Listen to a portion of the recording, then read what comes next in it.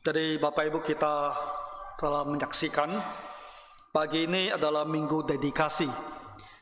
弟兄姊妹平安，我们刚刚见证了刚刚举行的献生典礼。 Saya berharap Bapak Ibu semua dalam hati juga mendedikasikan diri untuk melayaninya. 我本人希望每一位弟兄姊妹都愿意献上自己来服侍主。 Apakah kita dipanggil ke depan melayani dalam tugas yang resmi di gereja, atau kita duduk tapi di rumah, di tempat kerja, di sekolah kita bisa melayaninya. 无论是我们被呼召来到教会来服侍，或者在我们生活中， Minggu dedikasi adalah waktu kita menyatakan komitmen kita untuk memberikan waktu kepada Tuhan. 献身主日就是我们对神的许诺，要奉献我们的时间和精力。 Bahkan jika kita harus berkorban, kita akan melayaninya. 哪怕我们要牺牲自己，我们也要服侍神。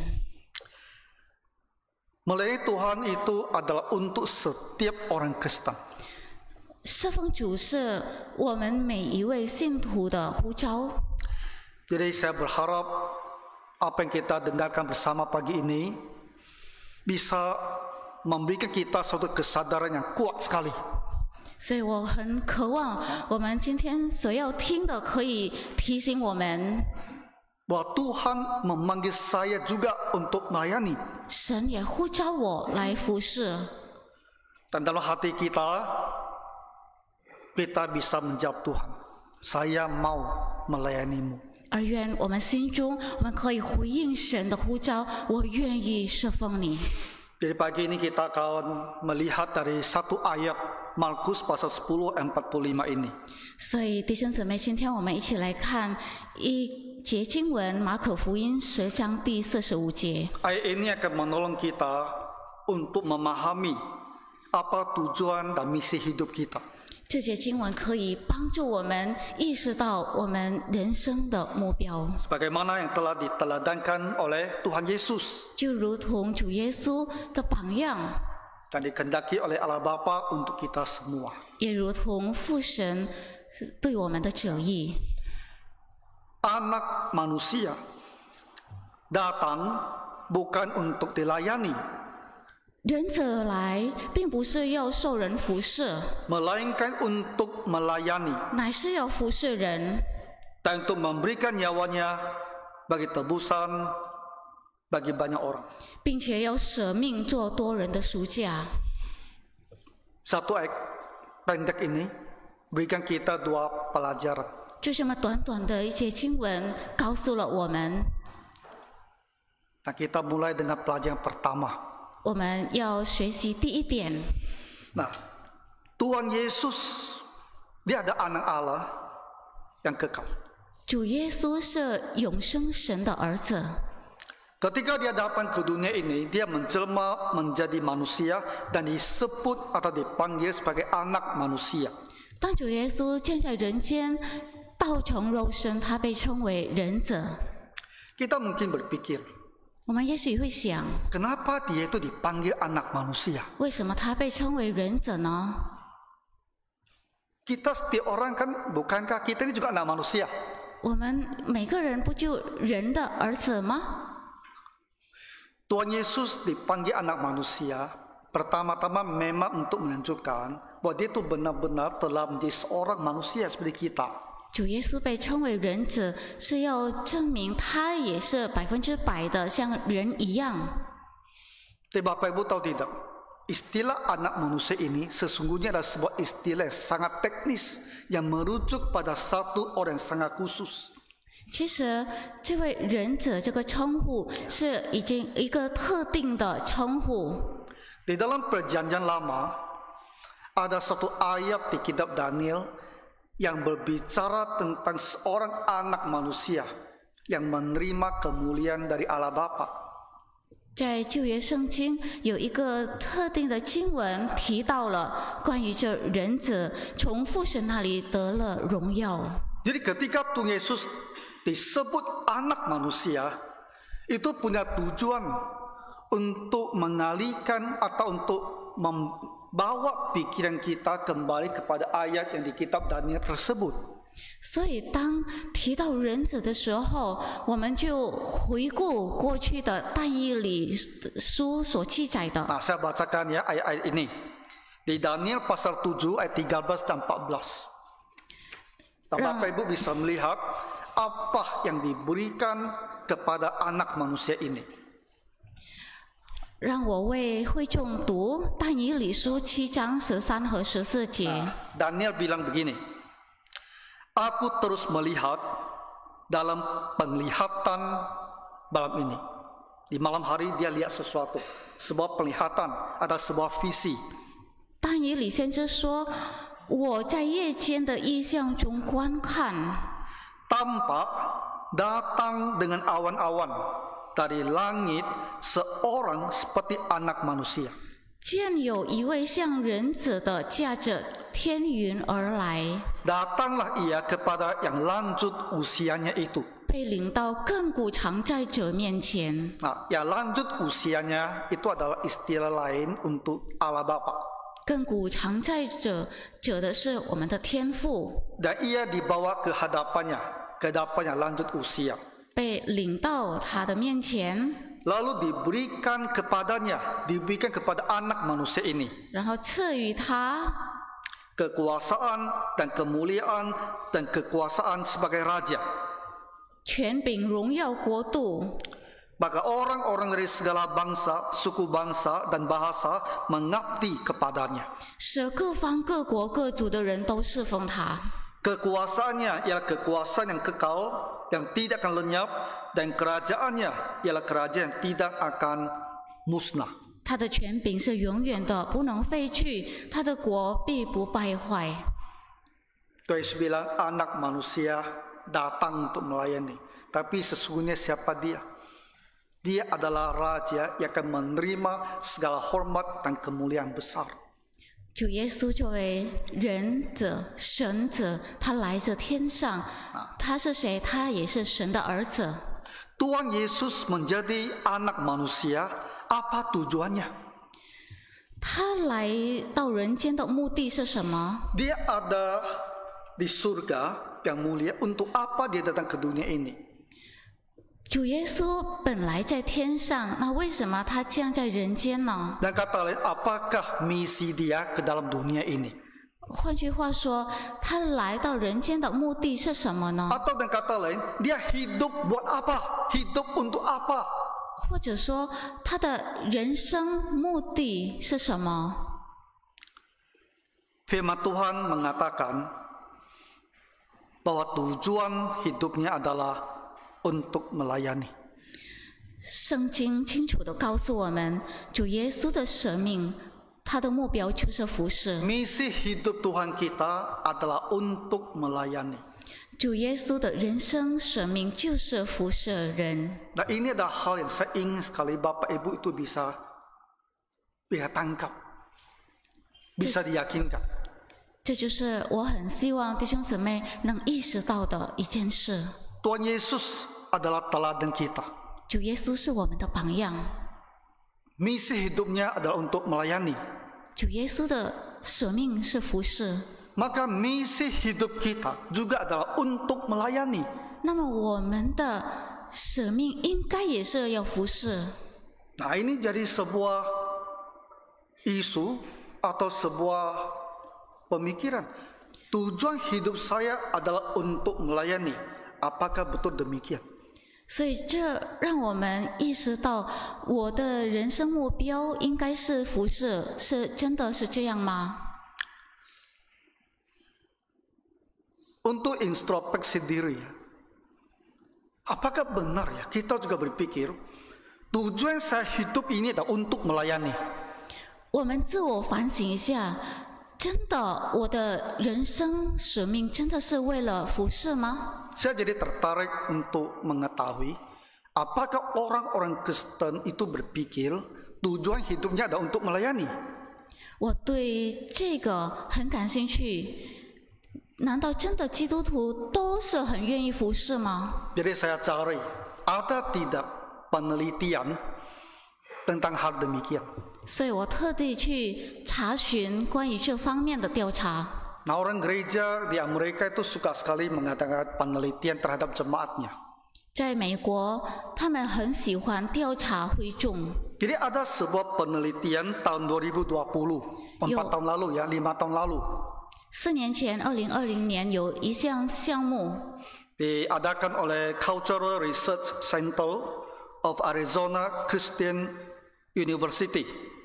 是亚利桑那基督教大学文化研究中心举办的。 Dia itu meneliti tidak fokus hanya Kristen, tapi masyarakat Amerika. 这个大学它所研究的对象不只是基督徒，而是广泛的社会群体。 Tapi masyarakat Amerika itu 77% itu punya title Kristen, ya. 美国人大部分大概77%都是基督徒身份。 70% itu angkanya tinggi sekali. Dia cukuplah mewakili ya kira-kira bagaimana pandangan orang Kristen tentang tujuan hidup mereka. 77%其实也是一个很大的数量。 Jadi penelitian ini hasilnya memberikan kita sebuah pandangan bagaimana orang berpikir, apa tujuan hidupnya. 所以他们的研究结果可以告诉我们一些结论。 Nah, 23% mengatakan tujuan hidup dia adalah untuk menikmati kebahagiaan dan kepuasan hidup. 据统计，23%的人认为人生的意义就是幸福和满足感。 Jadi kebahagiaan pribadi adalah tujuan hidupnya. 所以他们的快乐感、满足感就是人生的目标。 18% mengatakan tujuan hidup kami adalah supaya hidup kami bisa mencapai potensi yang sepenuh-penuhnya. 还有18%的人认为，他们的人生意义在于充分发挥自己的潜力。 Mereka percaya bahwa tujuan hidup adalah untuk mencapai perkembangan maksimal dalam berbagai aspek seperti fisik, intelektual, dan emosional. 他们相信，生活目标是在最大限度的发展各个方面，身体啊、体力啊、智力和情感方 Jadi 面。 fokusnya ada pada pengembangan kemampuan diri. 所以他们着重于自己的成长。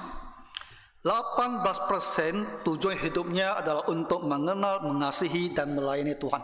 也有18%的人认为，他们的人生意义就是认识主、爱主、侍 Bapak 奉 Ibu, 主。 18%. 18%。 Jadi ada orang-orang yang berpikir bahwa tujuan hidupnya itu adalah memelihara hubungan dengan Tuhan. Tuhan adalah pusat di dalam hidupnya. 所以这些人把与神的关系看作他们的生命目标， Mengutamakan pelayanan di dalam Tuhan. 优先考虑侍奉主。 Masih banyak lagi. 10% berpikir bahwa tujuan hidupnya adalah untuk memajukan perkembangan kemanusiaan. Heroik sekali. 另外10%的人认为人生意义在于推动人类的发展， Jadi mereka ingin memberikan kontribusi bagi kemajuan umat manusia melalui inovasi pendidikan, kegiatan sosial yang bermanfaat bagi masyarakat luas. 他们的目标是为人类进步做出贡献，哪怕是在创新教育或者在社会行动上。 Jadi mereka mau hidup untuk kemajuan dunia ini, kemajuan masyarakat. 他们的生活目的就是为了推广和进步社会。 10% lagi berpikir tujuan hidup saya adalah bisa menjalani hidup yang panjang dan sehat. 还有10%的人认为人生的意义在于又长寿又健康。 Jadi fokus utama mereka adalah kesehatan dan umur yang panjang, bisa hidup dengan sehat. 所以他们注重健康长寿。 Jadi apa? Hidup sesehat-sehatnya, selama-lama mungkin, selama-lamanya mungkin, selama mungkin. Nah, itu tujuan dia. 活得健康长寿，越久越好。 7% lagi bilang tujuan hidupnya adalah untuk meningkatkan perdamaian dunia. 还有7%的人认为人生的意义在于促进世界和平。 Tujuan hidupnya berpusat pada upaya menciptakan perdamaian dan harmoni di antara berbagai bangsa dan komunitas. 他们的人生目标是努力创造和平，在各国和各个群体之 Jadi 间。 ada orang juga berpikirnya seperti ini, kemajuan global. 所以也有一部分人这样想。 10% bilang sesungguhnya tidak ada yang namanya tujuan secara umum. Itu masing-masing orang berbeda-beda. 另外10%的人认为，其实并没有什么叫做统一的人生意义。 Lalu sisanya tinggal 4% saja. 剩下的4%的人 Dia bilang tak tahu, 不确定，不知道， tak tahu aku hidup buat apa gitu. 不知道生命为了什么。 Inilah kelompok yang bingung, tidak punya makna dan tujuan hidup. 这就是没有人生目标的一群人。 4% itu tinggi sekali. 4%也是挺多的。 Ya, 4% orang itu hidup dan tak tahu dia hidup untuk apa. 活着不知道目的为了什么。 Yang menarik bagi kita ada ternyata orang hidup dengan misi dan tujuan yang begitu beda, 有意 begitu 思的 bervariasi. 就是人有着各种各样的人生使命， Dan hanya 18% yang berpikir bahwa tujuan hidup saya ini adalah untuk Tuhan, untuk melayani Tuhan. 而只有18%的人认为我的人生就是为了服侍主。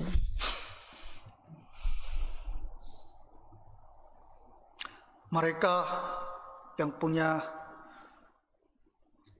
titel Kristen ya 77% ini 18, kalau kita proporsionalkan ya maksimal hanya sekitar 40% itu 所以 dari orang 在 Kristen yang berpikir seperti itu. 所以在这基督徒当中，77%总共数目只有18%到40%的人是真正要服侍主。 Dan kata lain Bapak Ibu, banyak orang di gereja hidupnya itu tak memikirkan melayani Tuhan. 可以这么说，很多人在教会，但是他的人生不是为了服侍主。 Kita dengar tadi ada begitu banyak tujuan. Mungkin salah satu tujuan itu jadi tujuan kita sesungguhnya diam-diam. 刚才我们看了结论，有那么多的人生意义和目标，也许其中一个也是我们。 Meskipun kita orang Kristen, 就算 tapi 我们是 tujuan 基 hidup 督 saya 徒， adalah mungkin bagaimana saya bisa hidup seenak-enaknya selama mungkin. 但是也有可能我们会有这种想法，要健康活着、长寿、舒适。 Bapak Ibu, itu harusnya tidak menjadi tujuan kita. 弟兄姊妹，这不应该成为我们的生活目标。 Kita bukan lagi orang dunia. 我们已经不属世界的了， Yang tidak melihat ada pengharapan apapun di balik hidup ini. 属世界的人他没有看到未来的盼望， Sehingga apa yang ada di belahan hidup ini itu harus kita tangkap sebanyak-banyaknya. Karena kita pikir setelah itu udah tak ada lagi. 所以属世的人会认为，趁还活在世界上，他就要尽力的享受。 Kita ada orang yang tahu di balik langit biru ini ada kehidupan yang kekal dalam kemuliaan. 但是我们是基督徒，我们知道天上有天，有永生的盼望。 Jadi ada tujuan hidup yang lebih tinggi yang harus menjadi misi kita. 所以我们必须有更高、更大的人生使命。 Saya betul-betul berharap Bapak Ibu, bagaimana apapun juga pikiran kamu saat ini tentang tujuan hidup kamu mau berubah. 弟兄姊妹，我真心祷告，我恳切的希望我们当中真的要有改变的想法。Dan mulai melihat bahwa hidup saya adalah Tuhan untuk melayaninya. Melayani itu jadi satu bagian di dalam hidup kita. 我们开始造就自己，定睛于主耶稣。Tokoh-tokoh gereja mereka punya pemikiran begini.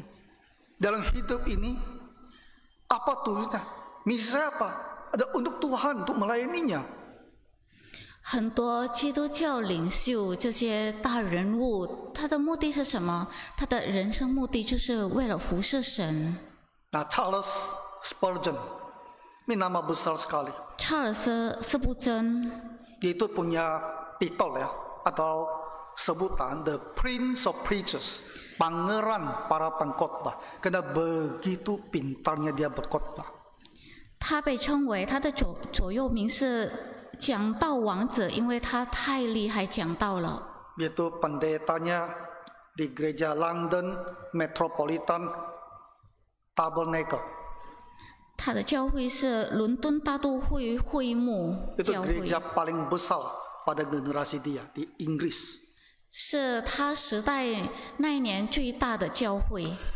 Dia bilang pelayanan sejati bagi Tuhan adalah memberi, bekerja, dan berkorban demi kemuliaannya. Kita hidup untuk melayani Raja kita.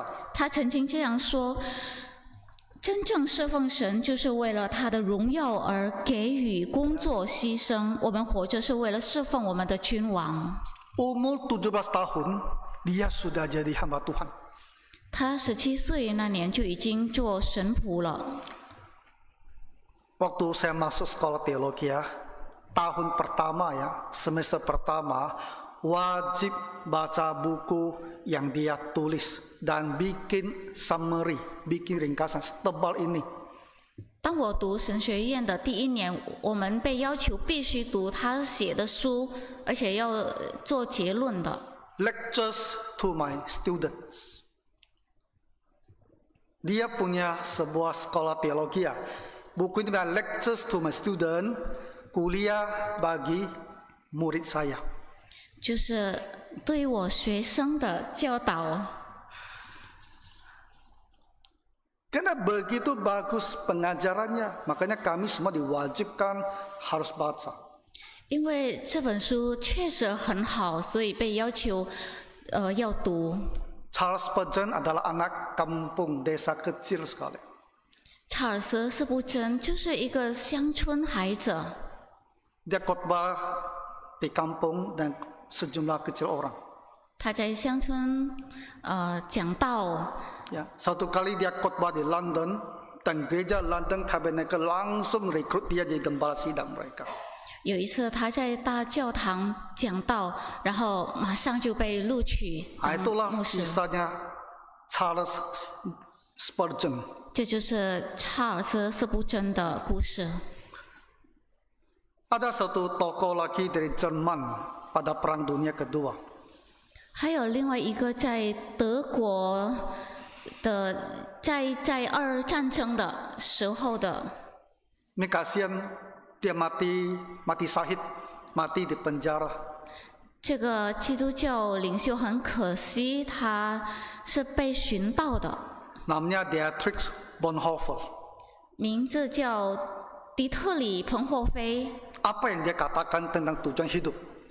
他关于人生目的说了什么呢？ Nah, panggilan seorang Kristen bukanlah untuk mencari kemuliaan pribadi, tetapi untuk hidup dalam pelayanan dan pengorbanan kepada sesama.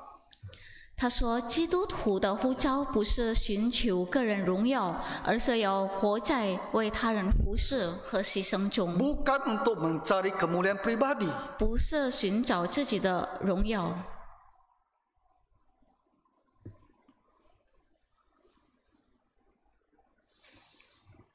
Tetapi untuk pelayanan dan pengorbanan bagi orang lain. 而是牺牲自己为他人服侍。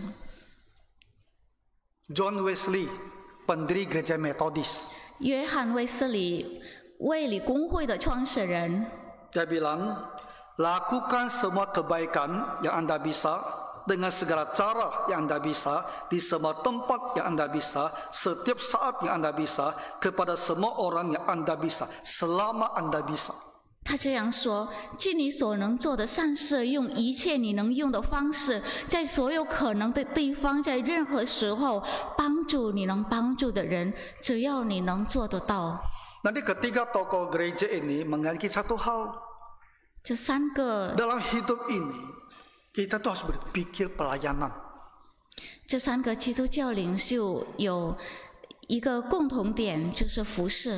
Tuhan Yesus datang ke dunia ini dan dia jelas menyatakan misinya adalah untuk melayani. 主耶稣来到世界上，他的使命是明确的，就是服侍。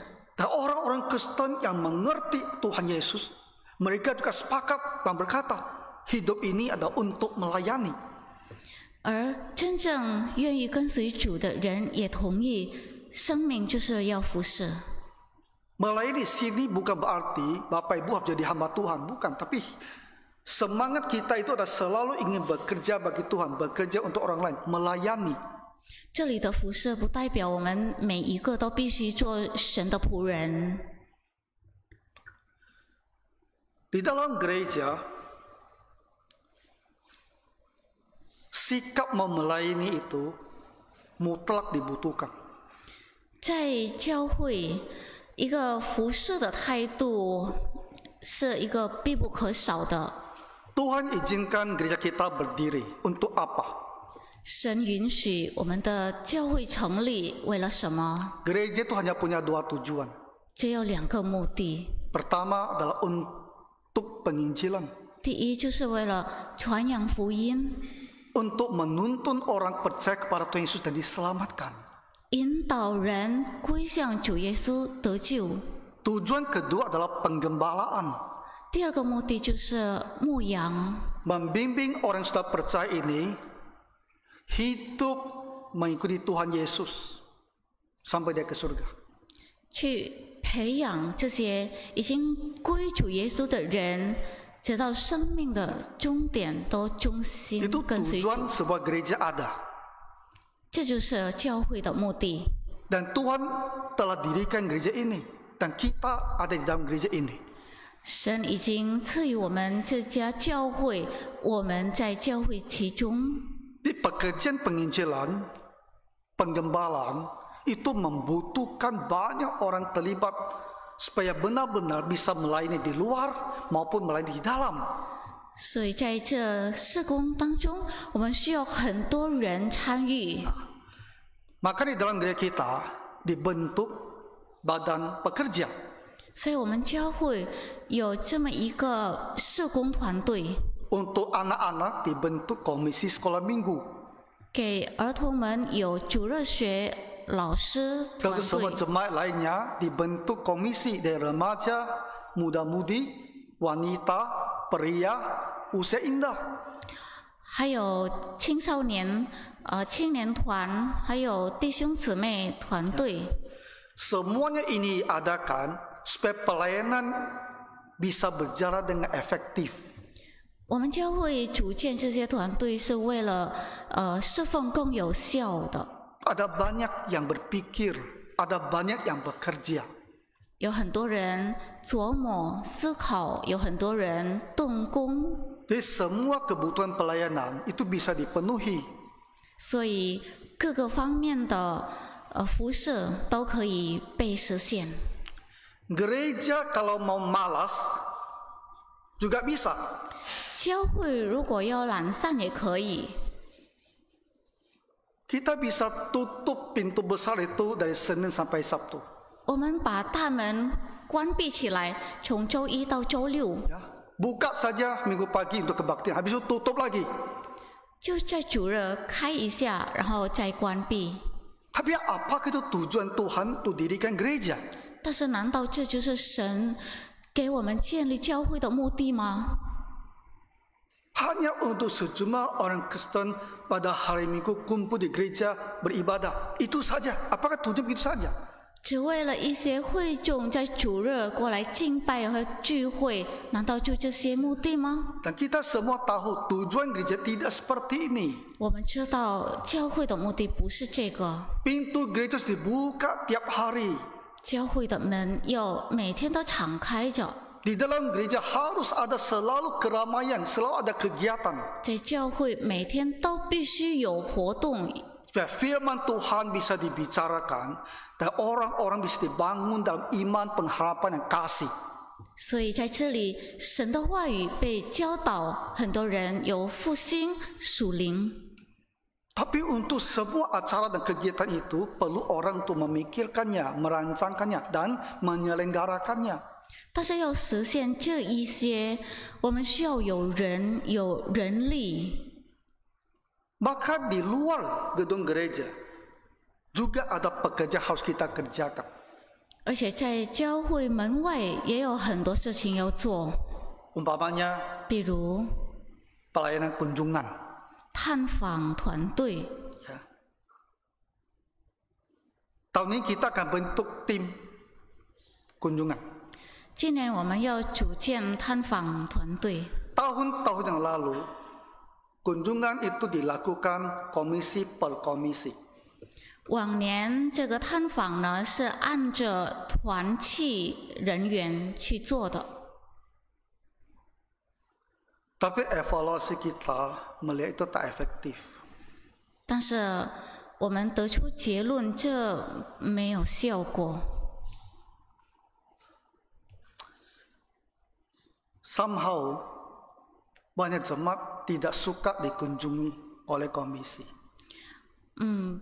我们必须承认，有的会众不喜欢被拜访， Jadi ketika dihubungi berkunjung itu tidak mau dibalas. 所以当我们联系他们，他们不愿意回复， Selalu merasa sibuk, 总是觉得很忙， tak bisa dikunjungi. 没办法被探访。 Tahun ini kita ubah. 今年我们做一些更改， Anak-anak tetap dikunjungi oleh guru-guru di komisi sekolah minggunya. 小朋友还是要由他们的主日老师去探访。 Tapi untuk jemaat dewasa, saya akan bentuk tim dan berkunjung sendiri. 但是成年人的会众，我自己会组建一个团队， Setiap Jumat malam. 每一个星期五晚上， Jadi saya butuh satu tim untuk menemani bersama-sama. 所以我需要组建一个团队来陪伴。 Nah, jadi kalau Bapak Ibu ada yang merasa ingin melayani dalam kunjungan, nanti bisa daftar, ya, dan kita pergi bersama-sama sesuai jadwal. 所以，如果弟兄姊妹愿意参与这个团队，可以报名。 Tidak berarti Bapak Ibu kalau daftar, maka tiap Jumat kamu harus pergi. Bukan. Nanti tak berani yang daftar kan? Masa pergi kursus. 这不意味着你报名了，然后每个周五晚上就要去探访人，不是的。 Nah, kita jadwalkan sesuai dengan waktu yang tersedia. Bisa 1 bulan sekali, bisa 3 bulan sekali pun, bisa 6 bulan sekali, tidak apa. Dan kita daftar, kamu bisa berapa kali, kita jadwalkan. Waktunya sampai harus berangkat. 而是我们根据弟兄姊妹的时间，然后安排探访计划，可能1个月1次，或者3个月、6个月1次。 Pelayanan tak boleh suka-suka, tak boleh main-main, tak boleh kalau ada waktu, oke, kalau tak ada waktu tidak mau. Tak boleh seperti itu pelayanan. 但侍奉呢，不是说随意的，我有时间我侍奉，没时间我就逃避，不是的。 Pelayanan itu harus ada komitmen. 我们侍奉要有一个心愿。 Waktu kita mau terima sebuah pelayanan, kita perhitungkan, saya bisa sejauh mana. Dan sejauh itu saja kamu komitmen. Jangan komitmen berlebihan, tapi kamu tak bisa lakukan. 我们当接受这个要求的时候，我们考虑一下自己的时间，然后我们按照自己的能力来答应。 Tapi apa yang kita sudah bilang aku bisa, itu harus dilaksanakan. 但是只要我们已经答应我行，那必须做到底。 Walaupun dengan bersusah-susah, dengan berkorban, harus dilakukan. 哪怕你要牺牲自己，你要痛苦也好。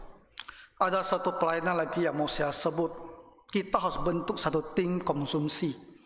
还有一个团队，我要再组建，就是餐饮团队。 Konsumsi adalah sesuatu hal yang menyenangkan. 餐饮吃喝是一个很快乐的事。 Dulu ya, waktu saya masih rapat dengan Gereja Kalvari Pandan ya, rapat gabungan, itu setiap rapat diawali dengan makan malam dulu. 以前我开会之前都要用晚餐来开始的。 Kenapa makan dulu baru rapat, tahu tidak? 为什么先用餐才开会？ Habis makan hati gembira. 因为吃饱了开心。 Rapat lebih gampang. 开会也更顺利。 Tidak alot tuh, tidak tukang argumen gitu. Karena udah happy hati, hati senang, jadi gampang, tak sulit rapatnya. 不难。 Nah, di mana-mana umumnya kalau kita makan bersama semua orang senang. 基本上我们只要有吃的，心都很好。 Di dalam gereja kita juga usahakan kalau ada acara-acara kita selalu sediakan konsumsinya. 所以我们就努力，每一次有什么活动，我们都要准备餐饮。 Setiap bulan minggu pertama kita kan makan siang bersama. 每个月的第一周，我们有圣餐。 Ulang tahun gereja kita juga makan bersama. 每年的教会庆祝，我们也要有午餐。 Malam hari ada kebaktian khusus pun kita selalu sediakan konsumsinya, kecuali Jumat Agung. 晚上其他活动，我们也要准备晚餐。 Dan kadang-kadang mau mencari orang untuk masak, untuk menyajikan itu agak sulit. 但是呢，很多时候要找愿意做菜的弟兄姊妹有点难。 Nah, jadi saya pikir kalau Bapak Ibu berkenan, kita bentuklah sebuah tim yang agak permanen. 所以我想，如果弟兄姊妹愿意，我们组建一个长期的团队。 Sejumlah ibu-ibu, bapak-bapak juga boleh. Yang mau memikul tugas ini, urusan makan, urusan kami. 姊妹也好，弟兄也好，组建起来一个团队来预备这些。 Jadi setiap kali kalau perlu ada setiap konsumsi, kita sudah tahu ada satu tim yang akan siap sedia menyediakannya. 所以每一次有活动时，我们都有准备工作的人了。 Kadang-kadang kan di rapat kita harus bertanya, siapa mau masak, siapa mau masak, semua diam. 有次我们在开会的时候就问谁愿意做菜。 Nah kemarin Ibu Dasni sampai harus bikin acara khusus, lalu mereka langsung ditodong, oke, masak apa kan? Masih ingat? 因为都安安静静的，所以 Dasni 女执事不得不就点名了。 Tapi saya pikir ini adalah sebuah pelayanan. 但是我想这也是一种服事啊。 Waktulah, tenaga kita yang dipakai. 我们牺牲的是我们的时间和精力。 Jadi coba dipikirkan Bapak Ibu, bisa tak dibentuk satu tim ini, tim konsumsi untuk mengurus kebutuhan konsumsi di tahun ini. 所以能不能弟兄姊妹当中组建这个长期的餐饮队？ Untuk pelayanan lebih efektif ya, kita akan bentuk banyak tim. 为了更有效的服事，我们要组建很多个新团队。 Ada dua tujuannya. 有两个目的。supaya pelayanan yang ada itu benar-benar bisa dikerjakan dengan baik. 希望已经有的侍奉和社工可以更有条有理的做。 Semua kebutuhan ada orang-orangnya yang mengerjakan. 我们需要的都有这些人愿意去办。 Dan kedua adalah membuka kesempatan yang seluas-luasnya bagi seluruh jemaat untuk terlibat dalam pelayanan.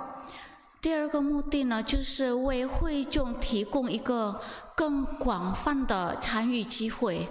Dalam daftar absensi saya untuk jemaat gereja ada satu kolom, judulnya pelayanan apa. 所以在我的计划表里有一个表，就是侍奉表。 Jadi nama ini ada pelayanan di dalam gereja, ada tidak? 所以我就会去查，这个人有没有在其中。 Target saya adalah semua anggota gereja ada satu pelayanan setidaknya di dalam gereja. 我的目标是每一位会众的名字都有在表里。 Ya, bisa kerja agak besar, bisa kecil.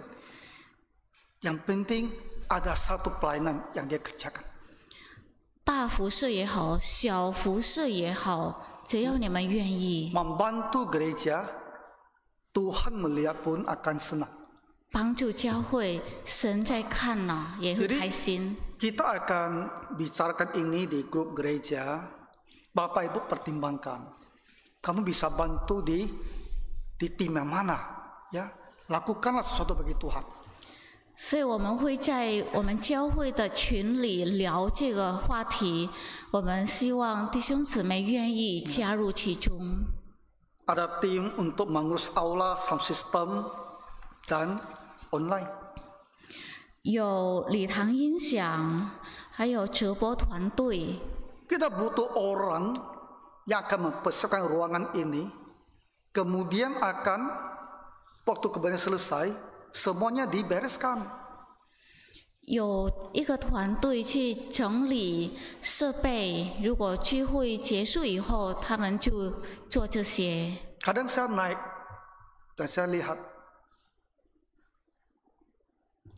mikrofon, komputer masih tercecer di mana-mana. Main pergi aja. 有时候我上来，我看到电脑还在那儿，麦克风也在那儿，都这样扔着。 Piano tak ditutup, biarkan gini aja. 钢琴也没有盖上。 Ya mungkin karena tidak ada tim. Jadi ada yang merasa itu kerja dia, tapi mungkin tak ada yang merasa itu kerja dia. Jadi biarkan saja semua pulang. 也许因为没有团队，所以各自以为不是我的事，就回家了。 Kerja ini tak berat, tapi harus ada kemauan. 这事不难，但是要有心愿。 Kita akan bentuk lagi satu tim diakonia. 我们还要再建一个叫做慈善事工团队、 Tim dokumentasi. 记录团队、 Nah, tim yang hitung persembahan ini sudah ada. 奉献庆典团队、 Tim untuk literatur Kristen. 教会文献团队。 Saya berpikir kita bisa terbitkan booklet-booklet dengan topik-topik Kristen, dipublish di website, dan kita bisa download dan baca. 我想我们可以去上传一些短文到网上，然后大家都可以读。 Ini bisa meningkatkan pengetahuan kita tentang firman Tuhan dan isu tentang kekristenan. 这个可以提高我们对基督教信仰的知识方面。 Tim maintenance gereja selama ini sudah ada. Tim musik gereja. 音乐团队， Tim yang akan berpikir bagaimana musik gereja kita itu bisa meningkat. 这个团队要考虑想方设法怎样提高我们的音乐团队。 Kita sudah lama tidak adakan puji-pujian prakebaktian ya semenjak pandemi. 我们自从疫情那期间已经没有了，就是敬拜之前的诗歌。 Kita perlu kumpulkan lagu-lagu pendek yang bagus, nyanyikan semua kebaktian, jangan nyanyikan KPPK. 所以我们可以收集一些有意思的好听的赞美诗，不要单调的唱圣教诗歌。 Tahun ini kita akan mulai lagi bagi-bagi traktat. 我们今年也要开始分发福音单张， Dan tim penerima tamu akan dirombak, ya dibuat lebih efektif lagi. 然后这个接待员也要被更新跟 Ya. 召化。 Tim untuk penginjilan pribadi, tim terang kita online, 个人布道团队，然后圣经之光团队。 Tadi saya daftarkan di WhatsApp grup kita. Di Bapak Ibu lihat, ya, apakah ada yang kamu bisa bantu dalam pelayanan. 一会儿我会在WA群里分享，我希望弟兄姊妹可以考虑参加。 Pagi ini saya rasa kita hanya bahas satu bagian saja. 今天我想我们就去谈论一部分而已。 Yaitu melihat bahwa tujuan Tuhan Yesus datang ke dunia ini, tujuan hidupnya adalah untuk melayani. 也就是主耶稣来世上的目的就是服侍人。 Maka kita juga berpikir, apakah saya juga mau melayani? 所以我们也要想一下，我们是否也愿意服侍？ Apakah ada sesuatu di dalam gereja yang bisa saya terima sebagai pelayan saya? 在教会有什么服侍方面我可以接受？ Kita akan sambung bagian keduanya di pertemuan yang akan datang. 我想在或者下个机会我才继续讲下去。 Tapi Bapak Ibu, satu hal saja yang saya harapkan bisa masuk di hati kamu. 弟兄姊妹，只有一件事，我恳求你们能意识到， Adalah adanya kesadaran bahwa saya sebagai seorang Kristen, saya itu harus melayani. 那就是我们作为基督徒，我们必须服侍。 Saya ini tidak hanya untuk beribadah saja. 我们来教会不单调要服侍，要敬拜神， Ada yang harus saya berikan kepada Tuhan. 也有我要奉献于主的，乃是我的奉献。 Nah, mari kita berdoa. 我们一起来祷告。 Tuhan Bapa Surgawi, 主啊，我们在天上的父， kami bersyukur untuk Tuhan Yesus yang datang untuk melayani. 主耶稣来到世界上来服侍。 Berilah kami keyakinan di hati bahwa kami juga mau melayani. 求主给我们信念在心中，我们也愿意服侍。